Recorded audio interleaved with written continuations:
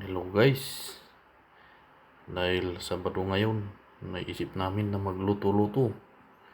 At ito na nga si Uncle George. Ngayon lang umiyak dahil lang sa sibuyas. Naghahanap si Uncle George ng bawang.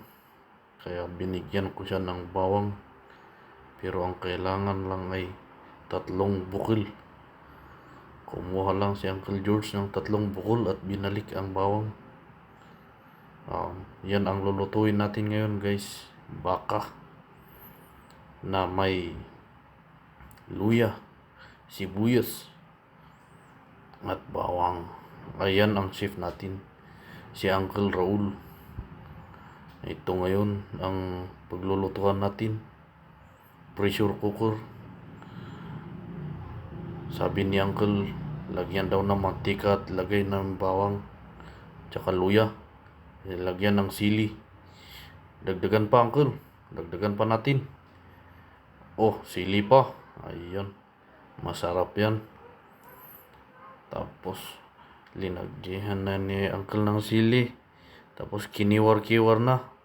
At linagay na yung sibuyas. Habang kinikiwar, si Uncle pa nga ay napapaindak sa kanyang music. So never mind what you gonna do. Yan.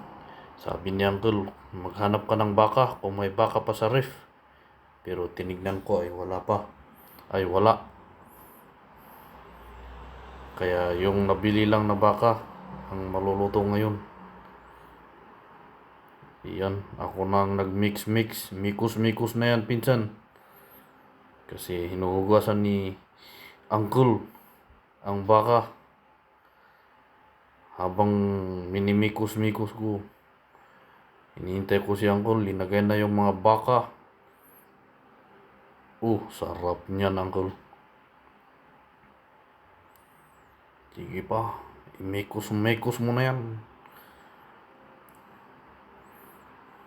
Habang minikos-mikos nga ay dumating si Uncle Toto.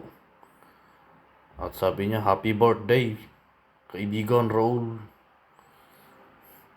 Yan, happy birthday din, kaibigan Toto. Lagyan na natin ng sabaw at takloban na natin.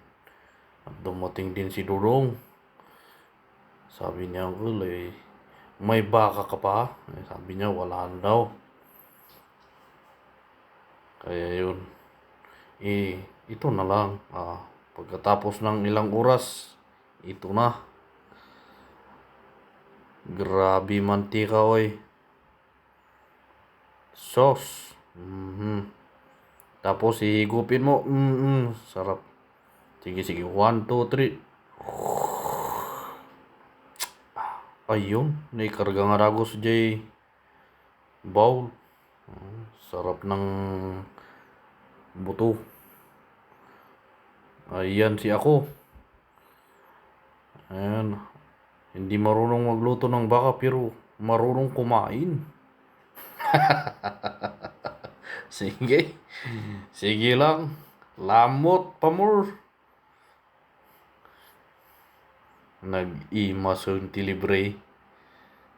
Ang sarap talaga pag libre. Punta lang kayo dito sa bahay. Magdala kayo ng baka. Lutuin ni Uncle George. Tapos kainin nating lahat. Okay, peace.